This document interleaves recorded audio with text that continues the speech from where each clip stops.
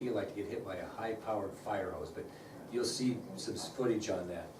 All of these unusual weapons were used on these civil rights volunteers in Birmingham, and that evening television news programs across the country revealed scenes of fire hosing, knocking down school children, and dogs attacking individual demonstrators.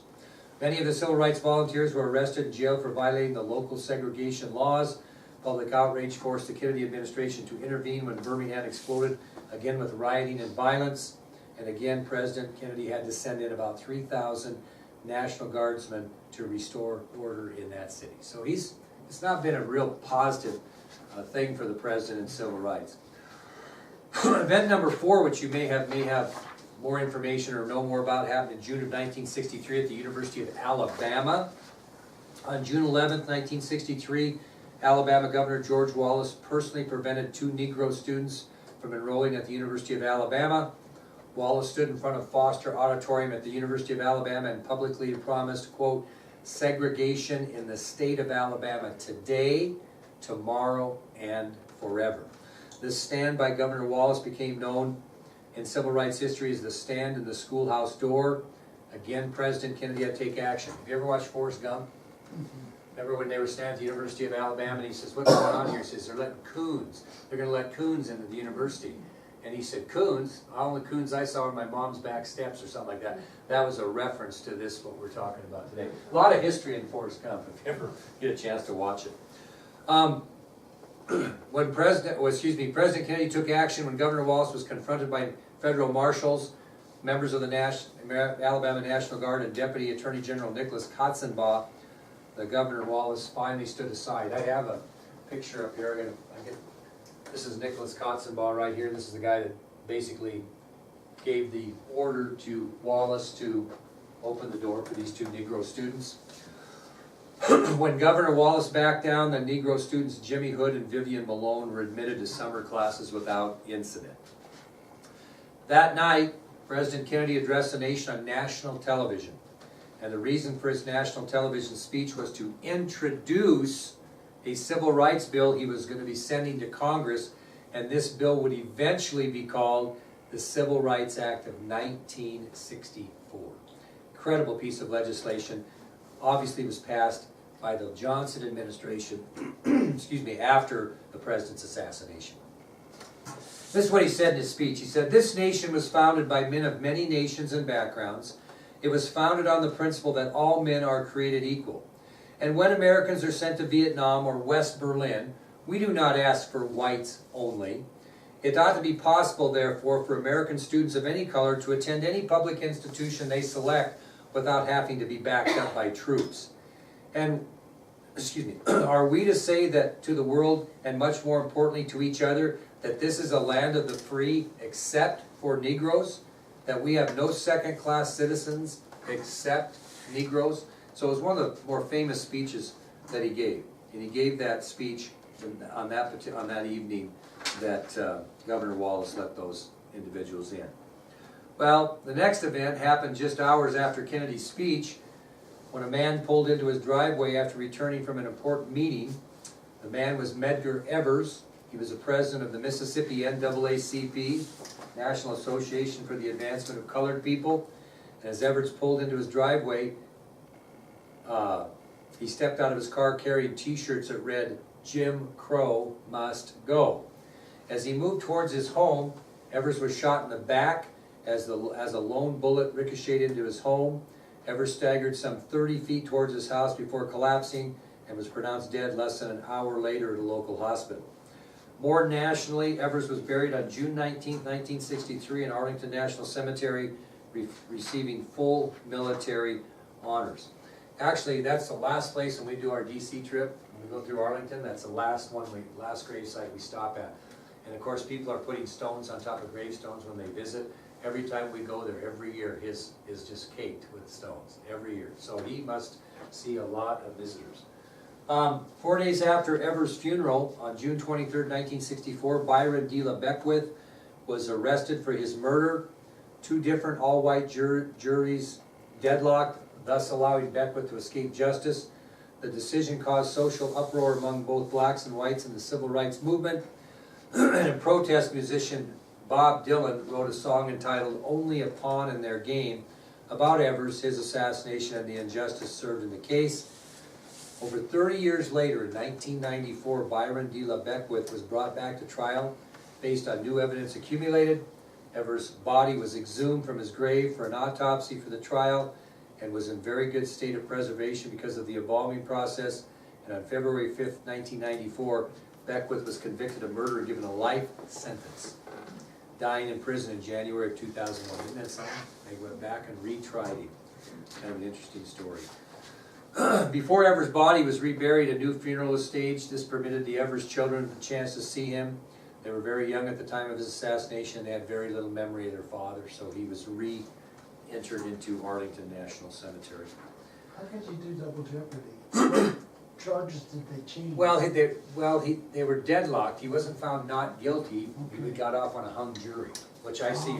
Yeah, see, but that's why. That's a good question, because you can't get, presume or. You can't be tried twice. You can't be tried twice for the same crime if you were acquitted, but he was never acquitted. The sixth event that we'll talk about is kind of an interesting one. You all know this, August 28th, 1963, the March on Washington. I'm not sure if you know why that occurred, but I'll tell you here. I had told you that President Kennedy sent a new civil rights bill to Congress, which would eventually be known as the Civil Rights Act of 1964. He sent that on June 18th of 1963.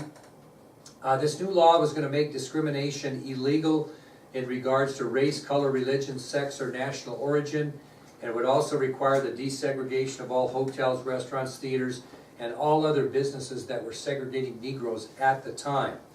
Now, supporters of this legislation organized a civil rights march on Washington, D.C. So the March on Washington was basically for support of Kennedy's bill that he was sending to Congress. They also said the march would be held for jobs and freedom, and the organization of the entire march would be the responsibility of Bayard Rustin, who was one of Martin Luther King's deputies, so to speak, in the SCLC. The march would be a peaceful protest march from the Washington Monument to the Lincoln Memorial, and at the Lincoln Memorial, selected people would sing and give speeches in support of the Civil Rights Bill. The Civil Rights March at Washington would become one of the largest demonstrations in American history. And when the news of the march reached the White House, how do you think President Kennedy responded to it? Do you want to take a guess at how he responded? What did Kennedy think about this March on Washington in support of his civil rights legislation? Was he for it or against it? You would think he would be for it, but he was against it.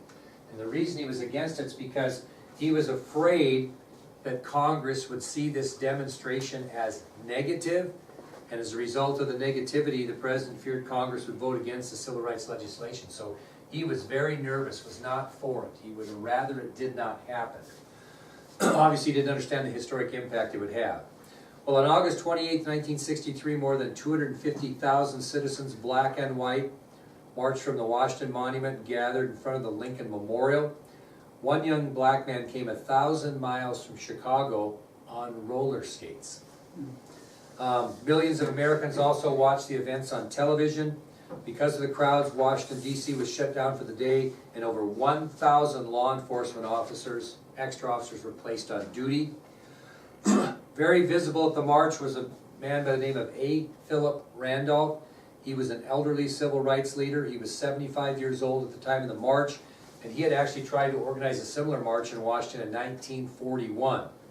Well, this new march on Washington in 1963 was modeled after his earlier idea, so Randolph was very involved in the new effort. At the conclusion of the march, several people spoke on civil rights, including Randolph himself. And this is what he stated when it was his turn to talk at the steps of the Lincoln Memorial. He said, "We are not a mob. We are the advance guard of a massive moral revolution for jobs and freedom. This revolution reverberates throughout the land, touching every city, every town, every village where black men are segregated or oppressed or exploited." Now, another member of the civil rights movement, maybe you've heard of him, scheduled to speak, was John Lewis. Anybody know who John Lewis is? Is he a labor leader? No, he actually, this is a picture of him at the March on Washington, but he turned out to be a very successful representative from Georgia. He served forever and ever as a member of the House. Well, he was a young kind of radical civil rights advocate at that time, and his intention was to state in his speech he would not support President Kennedy's bill. He believed the president's efforts concerning civil rights were, quote, too little, too late. Well, both civil rights leaders in the White House were very concerned about Lewis's planned speech. In addition, the Archbishop of Washington, D.C., Patrick O'Boyle, refused to give the invocation for the march if Lewis did not alter his speech because they saw it so negative.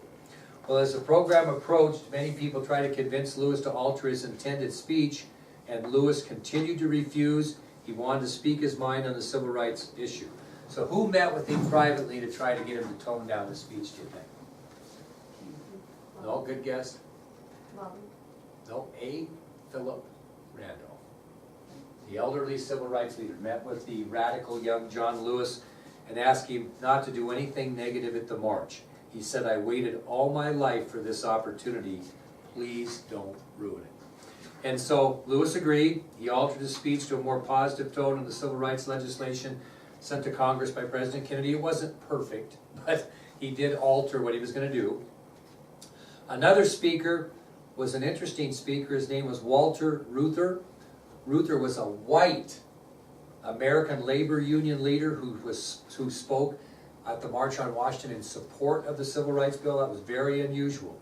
He had transformed the United Automobile Workers Union into a major force in both the automobile industry and the Democratic Party. He had a lot of pull, and his words were kind of interesting if you listen to these. He said, I am for civil rights because I believe that freedom is an indivisible value, that no one can be free unto himself.